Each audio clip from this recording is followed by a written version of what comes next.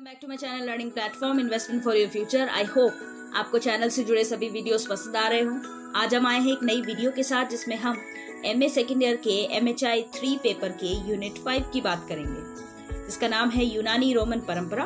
आपकी सुविधा के लिए इस यूनिट से जुड़ा PDF भी आपको प्रोवाइड कराया गया है, जो कि डिस्क्रिप्शन बॉक्स में आपको एक लिंक के माध्यम से मिल जाएगा। इस चैनल पर अब तक हमने आपको history, political science, IAS exam, IGNOU MA history और एग्जाम से जुड़े इम्पोर्टेंट क्वेश्चंस की प्लेलिस्ट प्रोवाइड करवाई है।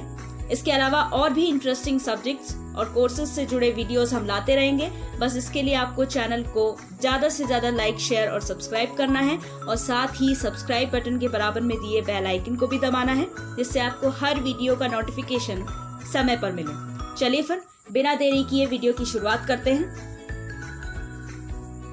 यूनानी रोमन परंपरा को जानने से पहले हम इतिहास और रचनाओं के संबंध में थोड़ा नजदीक से जान लेते हैं।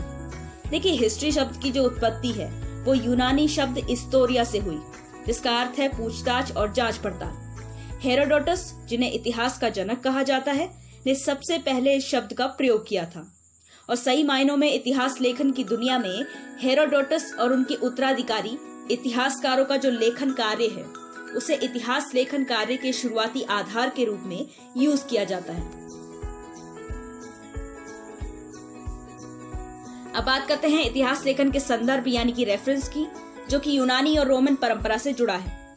इस विषय से जुड़े जो प्रसिद्ध इतिहासकार हुए हैं उनमें 4 नाम सबसे प्रमुख हैं। हेरोडोटस, जिनका लेखन कार्य लगभग 484 से 425 ईसा पूर्व का माना जाता है। दूसरे नंबर पर आते हैं थुसीदीदेस, जिनका समय काल लगभग 460 से 400 ईसा पूर्व का माना जाता है। तीसरे नंबर पर आते हैं लीवी, जिनका समय काल लगभग 64 ईसा पूर्व से 17 ईस्वी तक का माना जाता है। और चौथे यानी कि आखिरी नंबर पर आते हैं टेसिटस, जिनका समय काल लगभग 55 से 119 ईस्वी तक का माना जाता है। हेरोडोटस और थुसीदीदेस को क्लासिकी युग से जोड़कर देखा जाता है और वहीं लीवी और टेसिटस को ऑगस्टन युग से। शुरुआती इतिहास क्यों लिखा गया, इस तथ्य को मोटे तौर पर समझे तो हम पाएंगे कि उस समय शासकों द्वारा जो भी राजनीतिक निर्णय लिए जाते थे उसकी पुष्टि करने के लिए लेखन कार्य किए जाते। दूसरा, ऐसा नहीं था कि सभी इतिहासकार या लेखक शासकों की एक तरफा तारीफ ही करते थे।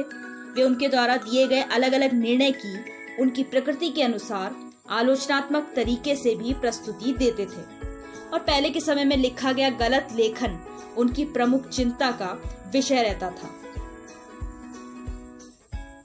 अब बात करते हैं एक एक करके इन चारों इतिहासकारों की और उनके लेखन कार्य की पृष्ठभूमि की। सबसे पहले आते हैं हेरोडोटस पर, जो कि यूनान के रहने वाले थे। इन्होंने अपने समय में बहुत अलग अलग जगह की लंबी लंबी यात्राएं की, वहां से बहुत सारे अनुभव जुटाए और इन्होंने एथेंस से जुड़ा ही लेखन कार्य किया है।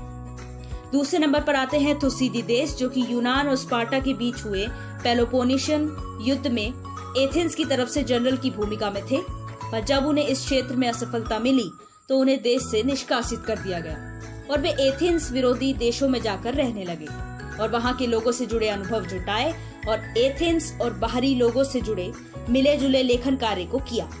तीसरे नंबर पर आते हैं लीवी, जो कि रोम के महान शासक ऑगस्टस के समकालीन थे, यानी कि उन्हीं के समय के थे। इन्होंने लगभग 142 पुस्तकों का लेखन कार्य किया, जिनमें पौराणिक इतिहास से लेकर से पहले 9वीं शताब्दी का पूरा विवरण दिया है। चौथे और आखिरी नंबर पर आते हैं टेसिटस, जिन्होंने लगभग 50 वर्ष का यानी कि एक लंबे अंतराल का रोमन इतिहास लिखा है। हालांकि ये शासक और राजनीतिक व्यवस्था के लिए काफी करीब के व्यक्ति माने जाते थे, फिर भी इन्होंने सरकार की कई आधारों पर आलोचना की है, जो कि उनकी अपनी एक विशेषता है। हम इतिहास लेखन कार्य को पढ़ते और समझते हैं और एज ए स्टूडेंट हम इतिहास लेखन को सिर्फ पुराने समय की घटनाओं को जानने और एक विषय के रूप में समझने के लिए प्रयोग करते हैं। पर इतिहास क्यों लिखा गया, इसके पीछे क्या उद्देश्य थे, इसे सही मायनों में समझना बहुत जरूरी है। देखिए, इतिहास लेखन अतीत में घटी हुई महत्वपूर्ण घटनाओं को एक लिखित स्रोत के रूप में संजोने के लिए लिखा गया।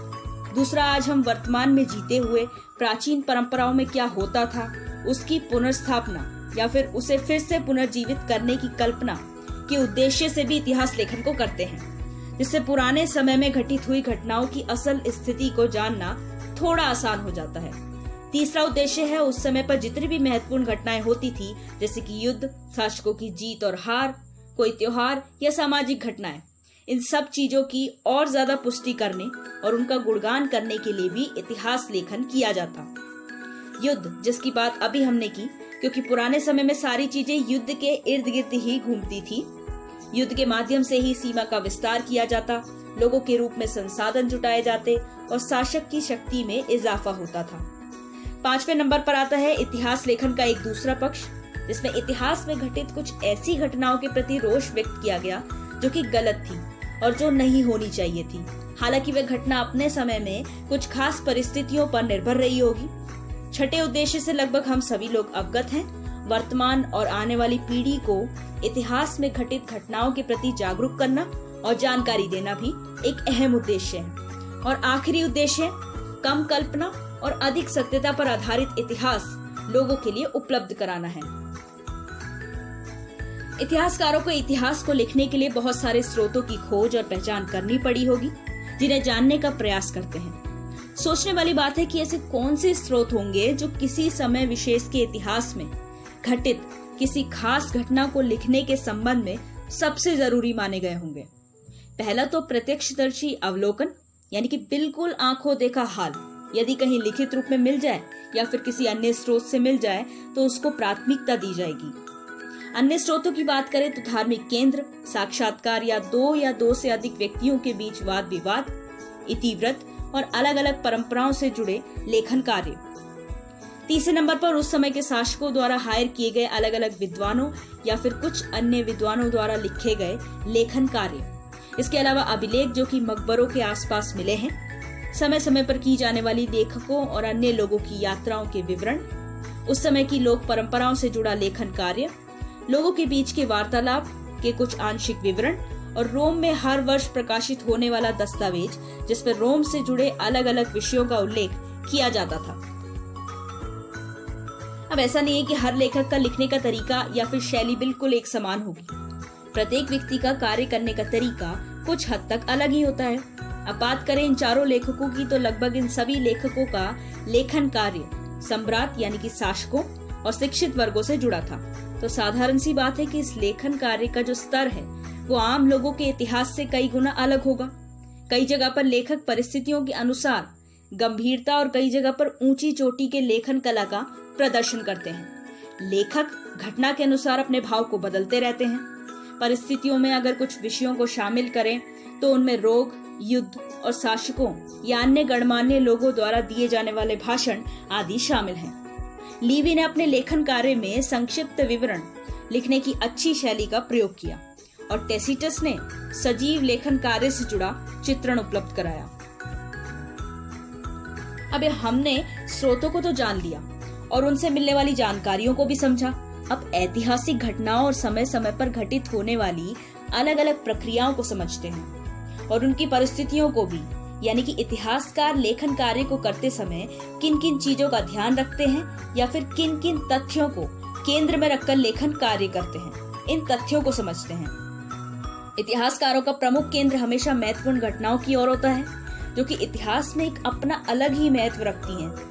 इसके अलावा घटनाओं के पीछे क्या कारण थे, क्या परिस्थितियां थी, इस बात को जानने की जिज्ञासा हमेशा इतिहासकार में बनी रहती है और इसलिए इतिहासकार समय समय पर नई नई खोजें करते हैं। घटना किस समय घटी और किस स्थान पर हुई, इस बात का भी बहुत सावधानी पूर्वक उल्लेख किया जाता है। वे लोग वर्तमान में रहते हुए इतिहास को समझ के भविष्य में ऐसी घटना घटने पर क्या करना चाहिए, इस बात को उल्लेखित करने का भी प्रयास करते हैं। घटना के पीछे के मानवीय कारणों का संदर्भ समझना उनके लिए सबसे अहम विषय होता है। हालांकि स्रोतों के इतने सारे अंबार के बीच में से सही तथ्य को निकालने के लिए शुरुआत साधारण और काल्पनिक विचारों से करनी पड़ती है और फिर इसके जरिए तार्किक घटना तक पहुंचा जाता है। घटनाओं का संबंध मनुष्य के भाग्य, शकुन अपशकुन और पूर्वाग्रह से भी जोड़कर देखा जाता है। आंशिक तौर पर तो बहुत कम उल्लेखों में मानव को देवीय प्रकोप से जोड़कर देखने का प्रयास भी किया गया और अंत में आदि काल में जो अव्यवस्था फैली हुई थी और जहां व्यक्ति एक दूसरे को समान दर्जा देते थे, से कैसे चीजें बदलती हैं और व्यक्ति एक दूसरे के प्रति घृणा का भाव लेकर आता है और समाज में और भी असमानता आती है और फिर जाकर कहीं न्याय व्यवस्था की आवश्यकता को महसूस किया जाता है। तक का सफर ऐतिहासिक घटना और प्रक्रियाओं के माध्यम से इतिहासकार तय करते हैं। और इसी के साथ ही ये वीडियो यहीं समाप्त होती है। आई होप आपको ये वीडियो पसंद आई हो, और अगर ऐसा है तो चैनल को ज्यादा से ज्यादा लाइक, शेयर और सब्सक्राइब करें और कमेंट सेक्शन में अपने फीडबैक देना ना भूलें। और अधिक जानकारी के लिए चैनल की वेबसाइट को आप विजिट कर सकते हैं।